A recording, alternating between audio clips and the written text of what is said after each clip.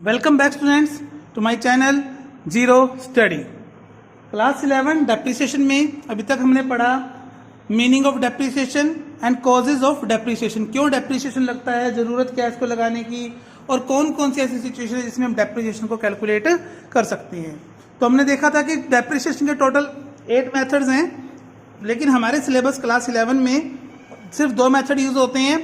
तो उसमें से फर्स्ट जो है वो है straight line value method, SLV का दूसरा नाम जो बोलते हैं वो है ओरिजिनल कॉस्ट मेथड। अब इसमें क्या है, जो डेप्रिसिएशन कैलकुलेट करेंगे हम, total cost of asset minus scrap value number of years working life. अब टोटल कॉस्ट ऑफ एसेट से क्या मतलब है, जो हमने एक एसेट परचेज की है, ठीक है, फिक्स एसेट हमने कोई परचेज कर ली, उसकी सपोज की सेकंड हैंड हमने परचेज की है, तो उसकी रिपेयर के ऊपर जो हमने एक्सपेंस किया है, उसको लाने ले जाने पर जो कैरीज पे किया है, या उसके इंस्टॉलेशन पर जो हमने एक्सपेंस किया है, उन सब का जो टोटल है वो किसमें काउंट होगा, टोटल कॉस्ट ऑफ एसेट के अंदर, minus scrap value. Scrap value के एक पर्टिकुलर टाइम के बाद जो एसेट्स है वो यूज के लिए नहीं है, यानी कि वो स्क्रैप में जाएगी, कबाड़ के रेट जाएगी ना, तो इसको रेजिडुअल वैल्यू या स्क्रैप वैल्यू कुछ भी हम इसको बोल सकते हैं। By number of years working life. अब एक जो मशीन है उसकी एवरेज लाइफ कितनी है, 10 इयर्स 20 इयर्स, उसको डिवाइड अगर हम कर देंगे तो हमारे पास एनुअल डेप्रिसिएशन आ जाएगा। फॉर एग्जांपल हम एक क्वेश्चन लेकर चलते हैं, हमने कोई मशीन परचेज की 80,000 की, तो उसका सीपी कितना हुआ, कॉस्ट प्राइस 80,000 प्लस 4,000 हमने कैरेज पे कर दिया, ठीक है, 6,000 हमने क्या कर दिया, इंस्टॉलेशन का एक्सपेंस पे कर दिया।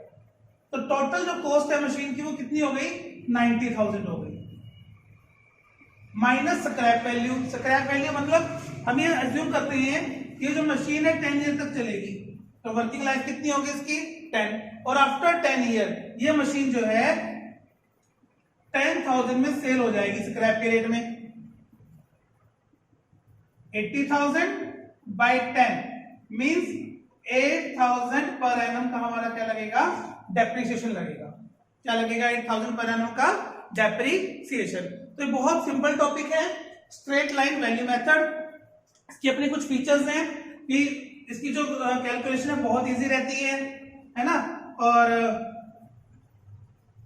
बार बार आपको जो रेट है या अमाउंट है वो चेंज नहीं करना पड़ता, तो कैलकुलेशन थोड़ा सा इजी रहता है। लेकिन हर चीज के कुछ ड्रॉबैक्स भी हैं, तो इसकी कुछ लिमिटेशंस भी है, वो भी हम पढ़ेंगे।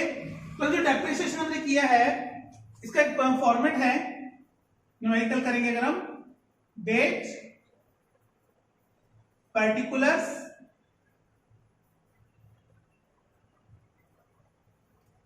अमाउंट, इसका फॉर्मेट है कि डेबिट साइड की, और सेम ऐसा क्रेडिट साइड में डेट पर्टिकुलर्स और ये अमाउंट, ठीक है। तो ये हम बना रहे हैं एसेट अकाउंट, ठीक है। इसमें बहुत सारे अकाउंट बनते हैं, एसेट अकाउंट बनेगा, डेप्रिसिएशन अकाउंट बनेगा, प्रोविजन फॉर डेप्रिसिएशन जब चार्ज करेगा तो वो अकाउंट बनेगा, एसेट डिस्पोजल का अलग बनेगा, तो अलग अलग चीज के अलग अलग अकाउंट हैं। तो जैसे जैसे मेथड करते रहेंगे वैसे वैसे हमारे अकाउंट आते रहेंगे। फिलहाल हम सिर्फ फोकस कर रहे हैं एसेट अकाउंट पे, ठीक है। सपोज एक कंपनी है, वो 90,000 की कोई मशीन परचेज करती है, 6,000 उसके इंस्टॉलेशन पे और 4,000 कैरेज के ऊपर खर्च करती है। वो एस्टिमेट करती है कि मशीन की जो है 10 इयर्स लाइफ होगी, और आफ्टर 10 इयर्स ये 20,000 इसकी क्या होगी, स्क्रैप वैल्यू होगी। स्क्रैप वैल्यू कितनी होगी, 20,000। तो सबसे पहले तो हम इसका एनुअल डेप्रिसिएशन चार्ज करना है, ठीक है। सपोज ये मशीन उसने परचेज की थी 1 अप्रैल 2014 को, 1 अप्रैल 2014 को उसने परचेज की थी, और 4 इयर्स के लिए हमें मशीनरी अकाउंट बनाना है, ठीक है। तो 4 इयर्स का पूछा, तो 4 इयर्स तक हम बनाएंगे। तो सबसे पहले क्या निकालेंगे हम, एनुअल डेप्रिसिएशन निकालेंगे। एनुअल डेप्रिसिएशन क्या फॉर्मूला है, टोटल कॉस्ट। टोटल कॉस्ट कितनी हुई, 1 lakh minus scrap value 20,000 by working life कितनी है, 10 इयर्स। तो यानी कि एनुअल डेप्रिसिएशन कितना आ गया हमारा, 8,000 पर एनम आ गया।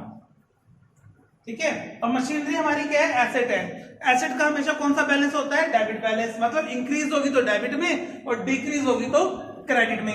इंक्रीज कब होती है, जब हम मशीन परचेज कर लेते हैं या उसको सेल करने से हमारा प्रॉफिट आता है तो वो डेबिट में आएगा।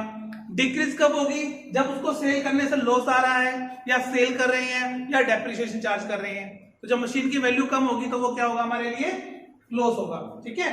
तो डेबिट साइड में सबसे पहले डेट, इसमें डेट का बड़ा ध्यान रखना है।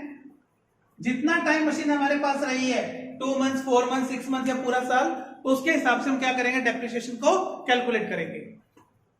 तो 1 अप्रैल 2014 टू बैंक अकाउंट, क्योंकि जर्नल के बिहाफ पे जब हम बनाते हैं तो नरेशन क्या, उसकी जर्नल एंट्री क्या बनेगी, machine account debit to bank account. अब हम मशीन का अकाउंट बना रहे हैं तो मशीन अकाउंट डेबिट हो रहा है, machine account debit to bank account. तो ये हमने वो बनाया, कितने का, 90,000 का हमने बैंक से पे किया। अब चाहो तो पूरी एंट्री आप एक साथ कर सकते हो। कैश अकाउंट कितना पे किया हमने, 10,000। बीच में कुछ नहीं किया थ्रू आउट द ईयर। तो 31 मार्च यानी कि जो हमारा ईयर एंड है 1 अप्रैल 14 से स्टार्ट होकर 31 मार्च 15 जो हमारा फाइनेंशियल ईयर है उस पर जाके खत्म हो रहा है।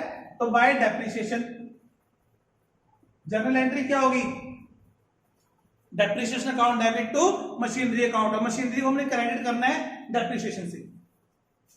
8,000 में डेप्रिसिएशन कैलकुलेट किया था यहाँ, ठीक है, इसी डेट पे। अब देखिए जो मशीन हमारी 1 लाख रुपीज की थी यहाँ, उसमें से हमने 8,000 माइनस कर दिया तो हमारे पास क्या बचेगा, 92,000।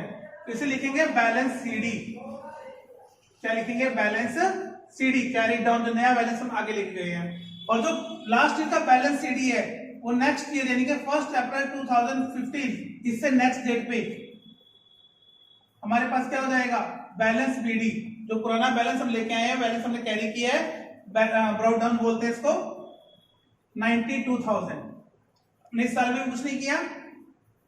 31 मार्च 16 जब हमारा ईयर खत्म हो रहा है, बाय डेप्रिसिएशन अकाउंट कितना, 8,000।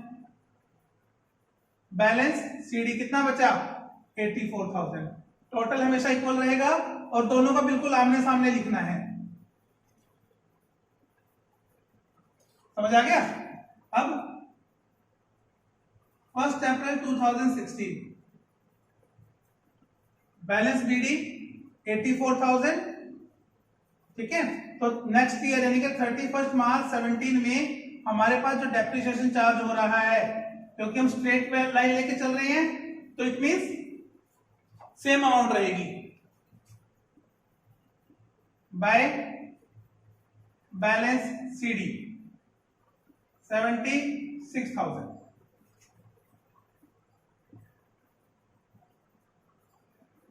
यहां तो कोई प्रॉब्लम नहीं है। अब हम ये मान लेते हैं कि ये मशीन हमने जो परचेज की थी 1 अप्रैल 2014 को, ये हम 30 सितंबर 2017 में सेल कर रहे हैं, ठीक है। अब देखो हमने क्या लिया था कि 10 इयर्स की एस्टिमेटेड लाइफ है, लेकिन वो एस्टिमेटेड लाइफ थी, उससे पहले हम चाहे तो सेल कर सकते हैं, कोई प्रॉब्लम नहीं है। हमने क्या किया, 30 सितंबर 2017 को ये मशीन सेल कर दी ₹60,000, ठीक है। तो 1 अप्रैल 2017 से एज इट यहां आएगा,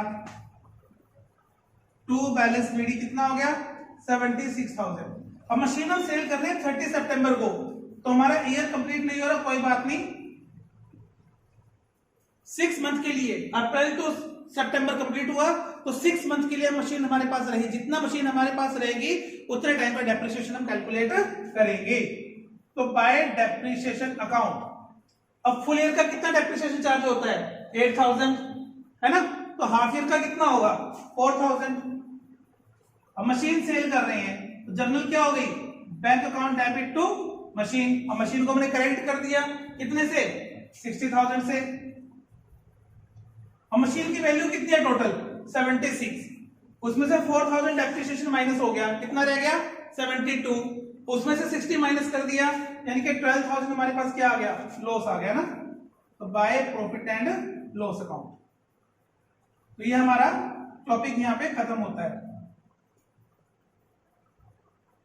अगर ये मशीन हम सेल ना करते तो जितना टाइम हमारे पास मशीन रही उसका डेप्रिसिएशन लगा के उसे कैरी फॉरवर्ड कर देते हो। आगे समझ। तो इसका सिर्फ एक क्वेश्चन आज हम करेंगे, एक मेथड करेंगे नेक्स्ट, जिसमें डेप्रिसिएशन अकाउंट बनाना है या फिर 2 या 3 मशीन हम जो परचेज करके सेल कर रहे हैं तो उसे करेंगे हम नेक्स्ट क्लास में। तो तब तक प्रैक्टिस कीजिए। Till then take care and keep practising.